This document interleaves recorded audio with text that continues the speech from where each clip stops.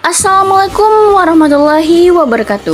Hai teman-teman, kembali lagi bersama saya Alia Suci Pradani NR dengan NIM 2305015020111 dari kelas A Pendidikan Bahasa dan Sastra Indonesia Angkatan 23 dalam mata kuliah Fonologi Universitas Negeri Makassar.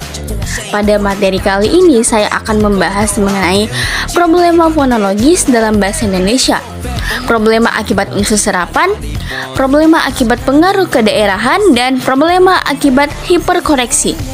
Untuk itu langsung saja kita beralih ke materi pertama, yaitu problema akibat unsur serapan. Problema akibat unsur serapan dalam fonologi adalah fenomena di mana terjadi perubahan bunyi dalam suatu kata karena adanya pengaruh dari bunyi-bunyi di sekitarnya. Hal ini tidak memengaruhi pelafalan dan ejaan kata secara tidak sesuai dengan aturan fonologis yang seharusnya. Proses serapan ini menyebabkan perbedaan antara pengucapan yang benar dengan yang seharusnya dan menciptakan kesejaan antara kaidah dan penghafalan yang digunakan dalam bahasa. Adapun dampak positif dan dampak negatif. Dampak positif dari serapan adalah memudahkan pelafalan dan mempercepat komunikasi tentunya. Hal ini juga dapat membuat percakapan terasa lebih lancar dan alami. Namun dampak negatifnya adalah seringkali membuat perbedaan antara ejaan dan pelafalan. Hal ini dapat menimbulkan kesulitan dalam mengeja kata secara benar dan memahami kaidah ejaan yang sesuai dengan seharusnya. Kemudian adapun contoh-contohnya. Kata mobil terkadang diucapkan sebagai kata mobil dengan B yang sering diucapkan sebagai M karena pengaruh bunyi O di depannya. Ada kata jatuh bisa diucapkan sebagai kata jatuh dengan bunyi D yang berubah menjadi D karena adanya bunyi A di depannya. Menggambar seringkali diucapkan seperti menyambar dengan bunyi Y sering berubah menjadi Y karena pengaruh dari bunyi M dari awal kata. Nah, selanjutnya kita beralih kepada materi yang kedua, yaitu problema akibat pengaruh kedaerahan. Problema akibat pengaruh kedaerahan dalam fonologi ini merujuk pada perubahan bunyi dalam suatu kata atau bahasa, yang dimana hal ini karena adanya variasi dialek atau ciri khas fonologis dari daerah tertentu. Fenomena ini terjadi ketika variasi dalam pengucapan bunyi-bunyi tertentu dalam suatu bahasa terkait erat dengan asal daerah ataupun dialek dari penutur itu sendiri loh. Contohnya dalam bahasa Indonesia, variasi pengucapan huruf R pada akhir kata bisa berbeda antara daerah. Mengapa?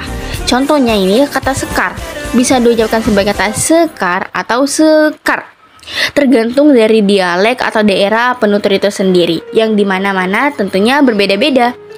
Problema ini menciptakan variasi dalam pelafalan yang dipengaruhi oleh asal daerah penutur. Kadang-kadang juga menyebabkan perbedaan dalam pengucapan antara satu daerah dengan daerah lainnya dan di dalam satu bahasa. Adapun dampak positif dan dampak negatifnya. Dampak positifnya sendiri, pertama itu pelestarian budaya. Variasi dalam dialek bisa memperkaya dan mempertahankan kekayaan budaya serta warisan linguistik dari suatu daerah.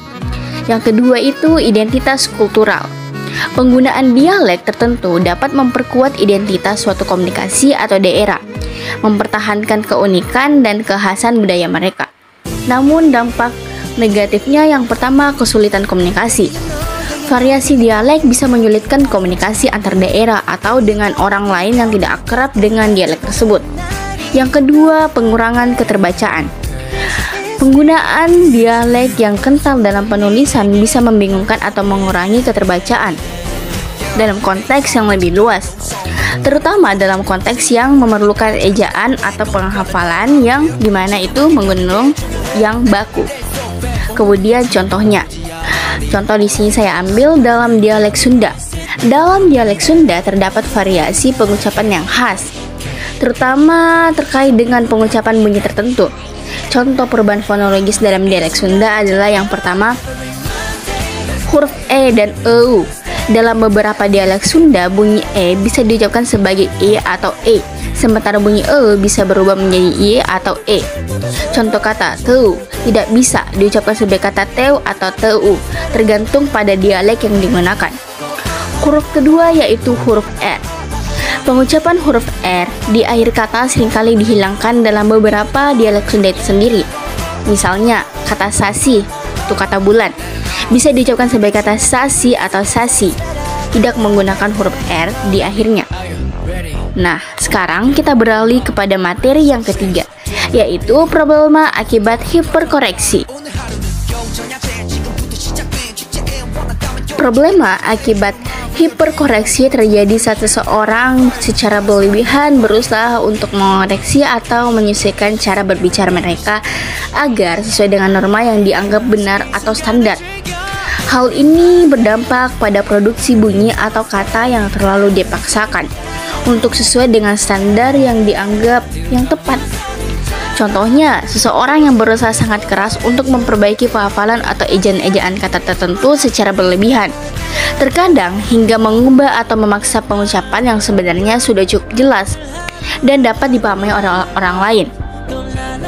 Hiperkoreksi ini bisa menjadi penghalang dalam komunikasi. Mengapa? Karena terlalu fokus pada aspek kebenaran secara berlebihan, tanpa mempertimbangkan konteks komunikasi yang dimana itu cakupannya lebih luas. Dampak positif dan negatifnya. Dampak positif yang pertama, peningkatan presisi. Hiperkoreksi bisa membantu seseorang dalam memperbaiki aspek-aspek tertentu dalam pelafalan atau ejaan, yang dimana dapat meningkatkan kejelasan komunikasi mereka. Yang kedua, ketelitian dalam bahasa. Kita sebagai manusia, jika memiliki standar yang tinggi dalam penggunaan bahasa, dapat membantu seorang menjadi lebih terampil dalam penulisan ataupun percakapan. Namun, dampak negatifnya yang pertama, gangguan komunikasi. Fokus yang berlebihan pada kesalahan kecil bisa mengganggu alur percakapan dan menyulitkan komunikasi kita loh. Terutama jika seseorang terlalu sering memperbaiki diri atau orang lain dalam sebuah percakapan. Yang kedua, rasa takut dalam berbicara. Hiperkoreksi yang berlebihan dapat membuat seseorang merasa tidak percaya diri dalam berbicara, mengekspresikan diri karena mereka takut melakukan kesalahan dalam pengucapan ataupun ejaan. Adapun pada contoh penjelasannya seperti seseorang yang berasal dari suatu daerah dan memiliki aksen khas tertentu, namun secara berlebihan berusaha untuk menghilangkan aksen tersebut karena mereka aksen tersebut kurang, atau mereka merasa aksen tersebut itu kurang dalam standar yang ada. Mereka mungkin memaksa diri untuk berbicara dengan aksen yang dianggap lebih umum atau standar, hingga mengorbankan keaslian atau keunikan dari cara mereka berbicara.